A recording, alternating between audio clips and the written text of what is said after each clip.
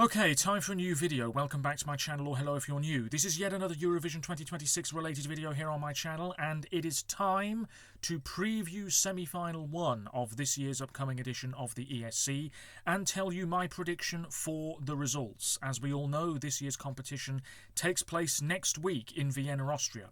As always, you're welcome to let me know your thoughts on anything I discuss in today's video by leaving a comment down below, and as always, there are links in the description to my other social media pages. Check them out if you so wish. Before I get into the main point of this video, I just want to give you a heads up about my content over the next week or so. Usually I would film this video you're watching now on the Monday before the Tuesday first semi-final. However, next week may well be quite busy for me, away from Eurovision, away from YouTube. There's various other things going on. So I want to try and film things in advance if I can and just get some stuff out of the way a little bit earlier than usual.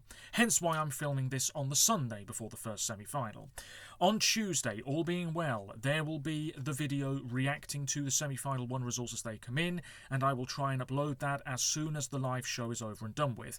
It is also possible on Tuesday I will film and potentially upload my semi-final 2 preview and prediction video. I'm not sure yet. Next Thursday, all being well, there will be the video reacting to the semi-final 2 results as they come in.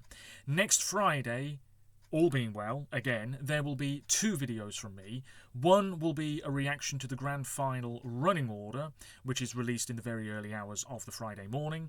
And then, much later on in the day, it really might be quite late in the evening, I'm not sure yet, there will be the video previewing the grand final, and I'll be going through my very rough prediction for the grand final outcome. Next Saturday, fingers crossed, I will be filming a video reacting to the grand final results as they come in. It will be a video that's about an hour long. I will upload it as soon as I can after the live show is over and done with. And then a few days after that, as always, I will be filming my annual long rambling review of the entire competition, including a focus on the semi-final results, which will be revealed after the grand final is over and done with. I'm already rambling. Let's get straight into this. I will be repeating myself quite a bit here. I have spoken about these songs numerous times on my channel now. Once I've gone through the tracks one by one, I will tell you my prediction and how I came to make said prediction. So, opening the first semi-final on May the 12th, I should say 15 countries involved. They'll all vote alongside 2 of the automatic qualifiers, Italy and Germany, and both of those songs will be showcased during the live show as well. Plus, the juries are back. Let's not forget, 50% of the results of this first semi-final will be determined tomorrow night. It really is nearly upon us. So, 11 years ago in Vienna, Moldova opened the first semi-final. We're back in Vienna. Moldova are opening the first semi-final again. It is Viva Moldova by Satoshi. He was the hot favourite to win the Moldovan national selection ages ago. He won it by an absolutely crushing margin. As I've said previously, this is a very rowdy, raucous number. The rehearsal clip wasn't that impressive, if you ask me. We've got red and blue lighting. He's dressed in an all-blue outfit with some sparkly bits all over it. He's got people on stage with him. There's a drummer at the back, Aliona Moon, the former Moldovan representative. She's on stage with him as well, I believe. There's some shaky camera effects. I don't know. This is erring on the side of being a bit too messy rather than fairly clean and polished. But then again, as I just said, this is a fairly rowdy, raucous entry. So perhaps the way it's looking at the moment is exactly the way it should be looking, if you see what I mean. Anyway, let's not judge those rehearsal clips too harshly. What really matters is the whole thing, and on Tuesday we will see the whole thing. I think we are all expecting this song to go through fairly comfortably. The jury score might not be that impressive, but the public score will surely be more than sufficient enough to see this country go through. And as an opener to a semi-final, I think it's pretty good stuff. It's a crowd pleaser. It's going to show off the stage in all its glory. We move on to Song 2, Sweden, Felicia, My System. Bit of a redemption story here because she was in Melfest a couple of years ago performing under Fröken Snusk, and that song was a big hit in Sweden. before the Melfest final even happened, and she didn't even take part in the Melfest final because of the rather messy voting system in the second chance round thingamajig. Anyway, she came back earlier this year. It's a pop EDM style number. If you've seen the Melfest performance, you know what we're going to get on the Eurovision stage, because for Sweden it is usually a copy-paste situation. We've got the lasers, the dancers, the red lighting, that moment where Felicia herself reaches out from the screen towards us. Very much like The Ring, if you've ever seen that film. This is really solid stuff. As I've said previously, this is more so for me about the beat, the melody, more than the lyricism, more than her voice, more than her herself. It really is all about that sort of party, moody atmosphere. Anyway, this is looking good. It's sounding pretty good. I have a feeling in the final that she may perform without the mask. I don't know. We'll wait and see. But anyway, Sweden, they know they're already in the final, pretty much. Song 3, something different now. Croatia, Lelek, Andromeda. I've said it previously, I'll say it again. This, for me, is one of Croatia's best entries thus far in the Eurovision Song Contest, and I don't often love what Croatia bring to the table, but I am enjoying this one. It is dark, atmospheric, and really stirring, particularly that last 30 seconds or so. Very, very effective. We saw a bit of it in the rehearsal footage the other day. Some quick camera cuts. The group are dressed in red cape-like outfits, although one member of the group is more in white. We've got fire, a bit of a smoke machine. Yeah, this is looking and sounding pretty decent. I would say the vocals aren't quite bang on the money yet. They weren't at the national final either. If anything, they sounded maybe a little bit too quiet in that rehearsal footage. I don't know, maybe it's just me. But hopefully on Tuesday night, everything comes together really splendidly. This could be a shocking cue, absolutely. But I have to say I am leaning more towards this being a somewhat safe qualifier. Song 4, one of the big favourites to win the entire competition. Certainly, I would say, going to be Greece's best result for many years. It is Ferto by Akilas. Seems to be alone on stage, wearing this bright orange animal print attire and the furry orange boots. We didn't see a great deal in the rehearsal footage. This metallic-like reflective tunnel appears around him at one stage. You've got the computer game graphics on the screen behind him. Obviously the crowd are going to really enjoy this. It's very lively. It's easy to go along with. I'm not sure this is going to win this year's competition now. Yes, maybe the public vote in the final, 300 points, entirely possible, but that jury score might be a bit disappointing. Nevertheless, it is a challenger for the win, and he knows, I'm sure, that he is almost certainly going through on Tuesday night. Then we have Portugal Song 5, a real change of pace here. Bandidos do Cante, all-male group. Rosa, the Portuguese national selection, as we're all very much aware, was a bit of a shite show because most of the artists involved said, if we win, we will not go to Eurovision. So it just so happened one of the artists who said, yes, we'll go to Eurovision if we win, won. What are the chances of that? This is a very soothing, calming song. There's really not much going on in terms of its presentation. They're all quite casually dressed. The harmonies aren't too bad. You've got a violinist dressed in white. We see her at one point. You've got white roses on the screen behind them. It's all super simple stuff. The juries might like it. They'll appreciate the calming tone of this track. As for the public, it could be a different story altogether. I hate to be harsh, but you will get people on social media saying that this Portuguese track is a bit of a toilet break for them. Anyway, could go through, could easily miss out. Song 6, Georgia. Former junior Eurovision winners here, Bzikebi with On Replay. So I wasn't really blown away by the song anyway, and then I saw the rehearsal footage and I thought, oh dear, this is in a spot of bother, that is for sure. I would say out of all the rehearsal footage that we've seen, for all of the semi-finalists, this is the one that has perhaps been the most disappointing. We've got cyborg versions of the group on the screen behind them. We've got laser-type effects. They're in yellow and black clothing, sort of mirroring what they wore when they won Junior Eurovision all those years ago. Vocally, I'm not convinced. The choreography's okay, maybe not quite as tight as it perhaps could be. And I don't know, I just think visually this could be looking a hell of a lot better, and I think it could be sounding a lot better. The song maybe just isn't that sensational. Georgia's form at Eurovision over the past 10 years or so has not been that hot. Yes, they made the final in 2024, but the result in the final was not that brilliant. Usually they NQ. Last year didn't come anywhere near to qualification.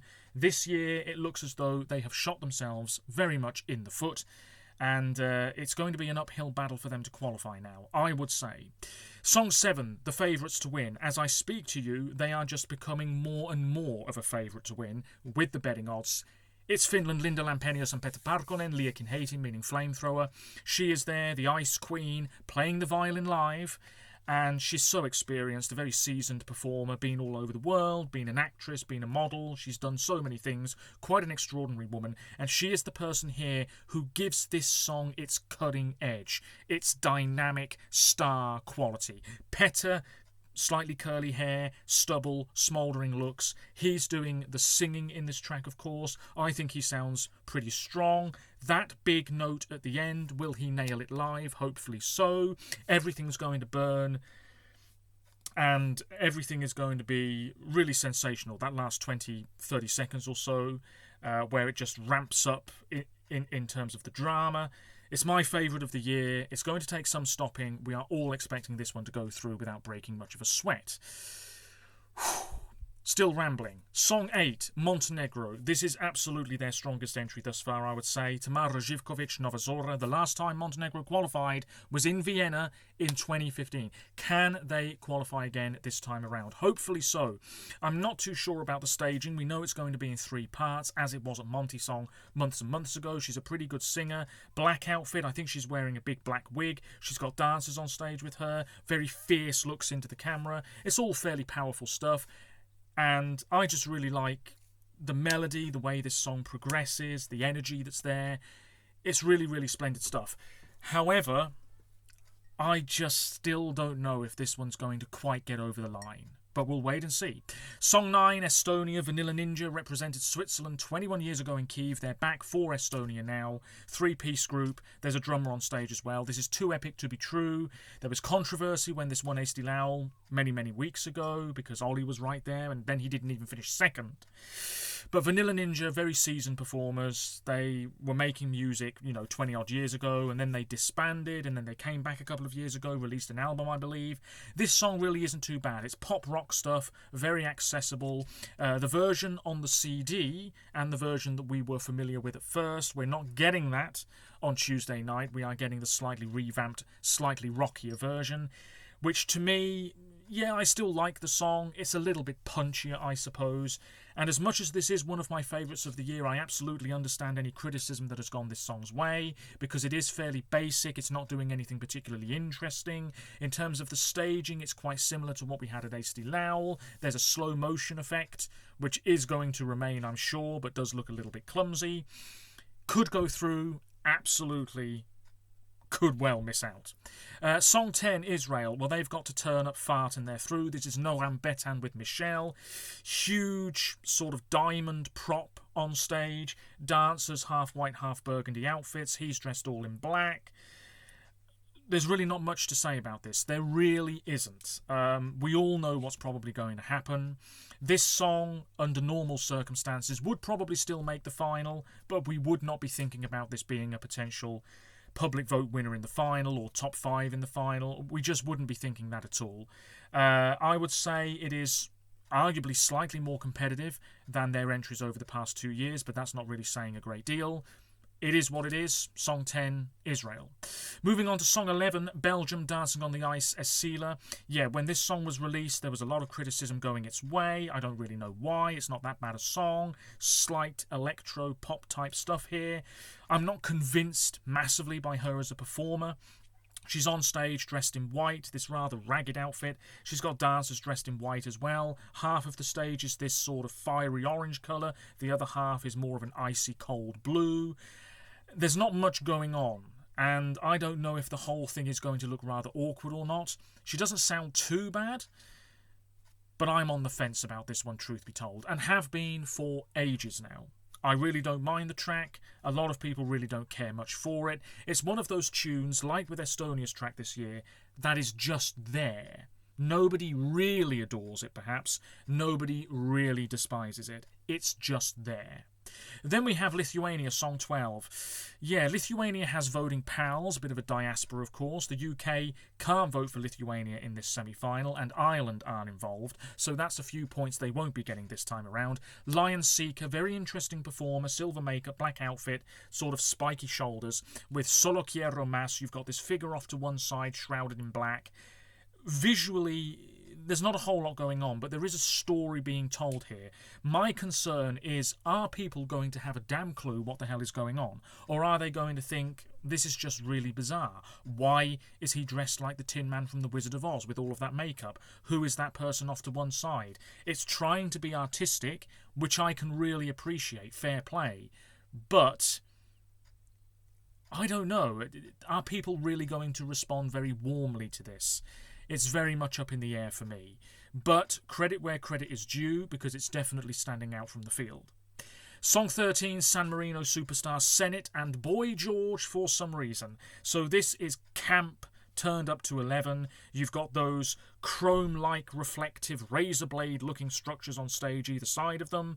You've got flashing lights, you've got dancers. Senate herself is in this sort of silver shredded dress. You've got Boy George wearing one of his trademark hats, moving about somewhat awkwardly on stage, getting ready to sing his 2 or 3 lines or whatever it is. I have barely listened to this song. I think I've heard it all the way through twice, and that's it. It's definitely not one I'm going to be gravitating towards much after the contest is over and done with. Maybe this could go through. I highly doubt it. It's just not that impressive, you know? It's just not that impressive at all. I feel as though it's a fairly lukewarm effort, truth be told. However, Senate, she's not a bad performer. She sings quite well. But it's a very odd pairing, as it was with her and Flo Rida in Rotterdam several years ago. There's not much else to say about it. We move on. Song 14, Poland, Pray Alicja, finally getting her chance on the Eurovision stage. She would have been there in 2020, but the pandemic came along and ruined everything. She is one of the best vocalists this year. What a shame the song isn't quite up to scratch. However, the staging looks fairly interesting. This slanted platform, she's wearing this sort of silver breastplate, very similar to what she wore in the national final, black trousers, and then you've got dancers in white and black outfits as well, sort of throwing themselves about on this slanted platform. It looks quite interesting, but also there's not a lot of colour to it, and I just feel as though the whole thing might be a little bit too dull, but they're giving themselves a fighting chance of progression. And then, closing this first semi-final, Serbia, Lavina, Kraj Mene. You watch any Eurovision video, it is just inundated with Serbian fans. They're clearly very proud of their entry. It's this heavy metal type track, particularly in the last 30 seconds or so. It is very, very impactful and dramatic. And certainly a lot of people might be put off by this because metal, heavy rock, it's just not their thing. Other people will appreciate this for what it is. It's not one of my favourites of the year, but I don't mind it. We've got shuddering camera effects, you've got fire, it's all very dramatic. You've got the rock on stage and the sword stuck in it, which is being used as a mic stand. Black attire. Yeah, it's looking and sounding really very clean indeed. And I would not be surprised if this gets a huge score in the final from the public. The jury score, on the other hand, might be a slightly different story. Anyway, that is semi-final 1. Semi-final 2 is far stronger for me. I was more impressed with those rehearsal clips, and I just enjoy more of those songs, arguably, I would say. But 10 of these songs will be going through from semi-final 1. So now it is time to tell you my prediction. And I've been making predictions for Eurovision for probably about 20 years now. A long, long time, since before I started uploading videos regularly to YouTube. Over the past few years, I have gone through my predictions in videos, and I've used pretty much the same method for a good few years now. I judge each song out of 100 across various categories, and the categories this year are as follows: vocals, staging, betting odds, stage presence, momentum, jury, public, my prediction. You work out the average, rank them top to bottom, bottom to top, and you have your prediction. It's a fairly convoluted, perhaps too in-depth way of making a prediction, but this is the sort of thing I've been doing for years now. 2026 is no different. I would say I am fairly generous with my scoring. I have been harsher in the past. But nevertheless, let me go through those categories again in slightly more detail. Vocals, well, that's obvious. This is based on the rehearsal footage. National final performances, if we had them. Any other performances we've had over the past few months. Sort of pre-party type stuff, that sort of thing. I've taken it all into consideration. As for the staging, this is based on the rehearsal footage and the behind-the-scenes photographs, which have been posted across Eurovision's social media pages over the past couple of days. The betting odds, that's the last category to be sorted out, because of course the odds do change ever so slightly pretty much every day in the build-up to a live show. So this prediction I'm about to go through was only finalised several hours ago. I looked at the betting odds, put the data in, and then I worked out the average score for each country.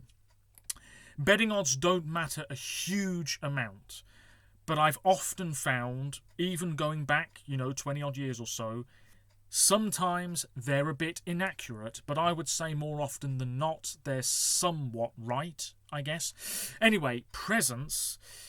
This is tied in with staging. For me, this is more about owning the performance. Do they look confident? Are they going to deliver the goods?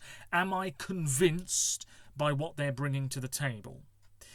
Then we have momentum, which is so important. Obviously, the rehearsal footage can change quite a few things here. Some countries can fade into the background. Other countries can surge in popularity based on what we see and hear.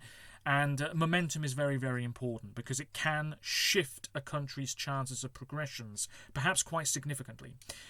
As for the jury column, well, obviously we haven't had that for the past few years. That is me purely ranking the songs based on how I think the juries are going to vote. Then I've done it the same with the public.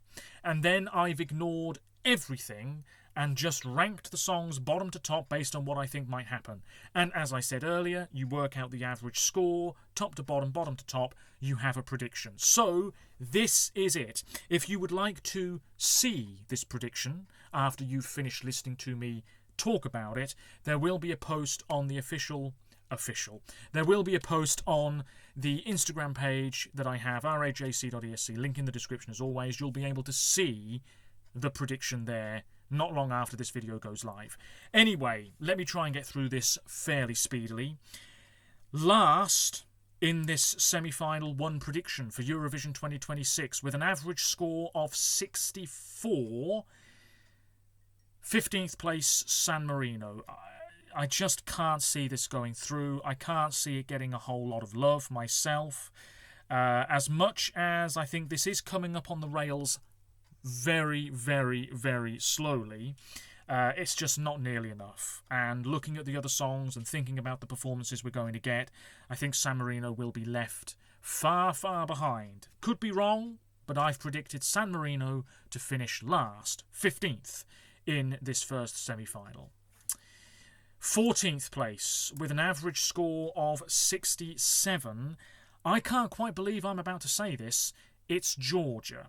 I know, I'm as surprised as you are, but Georgia have fallen off dramatically over the past couple of days. That rehearsal clip, I just think a lot of people weren't really impressed by it. There's been accusations of AI in terms of the graphics. Apparently it's not AI, it just looks like it could be. Vocally, I'm not convinced. Everything is looking just a little bit too awkward for me. And I just don't really know if this is going to get enough love, especially in the jury vote. I have to say I have concerns in the jury vote now about Georgia's chances of really doing any good. And the public, I just think they'll be interested in other stuff. They will give points to better songs and arguably far better performances. So Georgia, 14th, with a score of 67. 13th in this semi-final one prediction with a score of 67.1. So it really is very close between Georgia and this other country. It is going to be Estonia. Vanilla Ninja, Too Epic to Be True. This is also coming up on the rails ever so slightly, more so than San Marino, I would say. The performance isn't looking too bad. There's really not much to fault here. However, the song is just maybe a bit too plain. For an act called Vanilla Ninja, you could absolutely describe their track as 50 Shades of Vanilla. I just don't think it's enough. Hence, after finishing second in the public vote in the final last year, I think Estonia are going to miss out on the final this time around. Okay. Finishing 12th in this semi-final one prediction with a score of 67.6. It's Portugal. I think the jury score is going to be fairly decent here. I don't think it's going to be huge. I don't think Portugal are necessarily going to finish in the top 5 of the jury vote. Maybe, but I don't think that's going to happen. As for the public score, I just can't see it being particularly high. And when things are worked out and all of the votes are calculated, this one might just miss out on making the cut. However, it is such a breath of fresh air, maybe people will respond to that. It's in the first half of the first semi-final. It's going to stand out for its simplicity. You could say that's a very good thing. However, as I just said, I think it is just going to miss out. I will leave the country that I've predicted to finish 11th for the time being. Let's now go through the qualifiers in a random order. The first qualifier is Sweden. No situation whatsoever in which Sweden do not go through. We are all expecting it. Welcome to the grand final. The points will pour in. Felicia going through. The second qualifier is Moldova. Yes, they're opening the show, but there's only 15 songs in this semi-final. The running order doesn't matter a great deal. It's a bit of a fan favourite. It will get people fired up for the rest of proceedings. The points will come in, even if the jury score is somewhat disappointing. I think the public score is going to be sufficient enough to see this one over the line. However, maybe that live performance won't quite be as good as it was at the Moldovan national final. Maybe. I don't know. The third qualifier is Israel. Like I said earlier, they've only got to fart and they're in the final. It is what it is. The fourth qualifier is Serbia. Yep, I think we're all expecting this one to go through without breaking a sweat. It's going to stand out. It's going to be a very dramatic and quite wild finale to proceedings on Tuesday night. Not one of my favourites, but I can absolutely appreciate it. Qualifier number 6 is Greece, another country that we are absolutely expecting to sail through with no issues whatsoever. There's nothing else to say about it. Qualifier number 7, Montenegro. Yes, I think this is such a great opportunity for them to make the final again after so long away. The song is just so good. I really enjoy it for what it is. We had the revamp. I really liked it. Listened to it many, many times. The music video's great as well. Not that we're voting on that. You know, they have some geographical pals here. Some points will come in. It might not be by a comfortable margin, but I am predicting Montenegro to progress. There's 4 countries left here, so 1, 2, 3, 4, 5, 6. Okay, the 7th qualifier is Croatia. Now, I did say earlier, there is the faint possibility Croatia could miss out on the final this year. Maybe the points won't come in, the public just won't be that interested, the juries might not go particularly massive for this one. However, I just think it's arguably too good to miss out. 15 songs, this is absolutely one of the best 10. They're going through. Welcome back to the final. The 8th qualifier is Finland. Possible winners of this semi-final, possible winners of the grand final. What else is there to say? They know they're going through. 2 spots left. The 9th qualifier is Poland. Yes, this is not one of my big favourites at all, but credit where credit is due because I was quite impressed with the rehearsal clip that I saw the other day. I think they are really trying to make this stand out as best as they possibly can. We don't have to worry about the voice because we know that she can really sing, Alicia. And yeah, I think there's pretty good stage presence, some confidence on display. Certainly the jurors might really appreciate this one and her voice. Poland, I think, are going to go through. So that leaves 2 countries, and if you've been paying attention, you'll know which 2 countries are left. They are Belgium and Lithuania. Let me know your thoughts on both of those tracks. Do you have them both going through? Do you have them both missing out? Or are you like me? One is out and one is in. The 10th qualifier is Lithuania.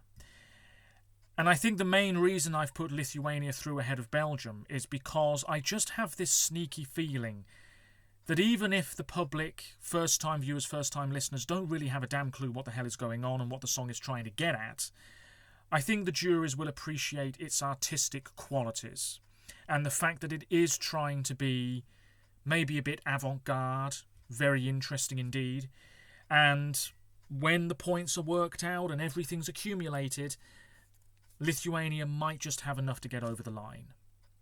Anyway, that's the prediction. Now I will go through it entirely from bottom to top. San Marino 15th with a score of 64, scoring fairly disappointingly in pretty much every category.